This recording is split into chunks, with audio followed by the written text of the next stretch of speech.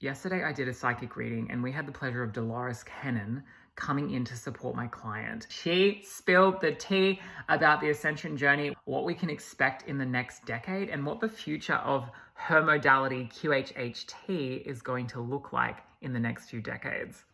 So firstly, Dolores Cannon is super sassy, and this client is an incredible businesswoman. She's going through a bit of a pivot, but she's also studying to be a QHHT practitioner. And I knew that we were going to have a big reading that day because when that happens, in the lead up to the reading, I start getting like lightheaded and a little bit aloof in my brain. That's how I know that we're in for something good. 2033 is the year where things really feel very different. By the time we reach 2033, it's like the crumbling has crumbled and we're ready to move forward in a new world. Even when we reach critical mass, like 51% of the population is holding a high enough frequency and vibration. That does not mean everyone's going to be spiritual. She said, in the new world, it's not that everyone's super spiritual and into crystals. It's that we accept that we are the creators of our own reality and that vibration is what creates our experience. And because of that, we have a very invested, personal, keen interest to make our vibration high and to spread love and light and to be in a positive experience, because we have enough sovereign awareness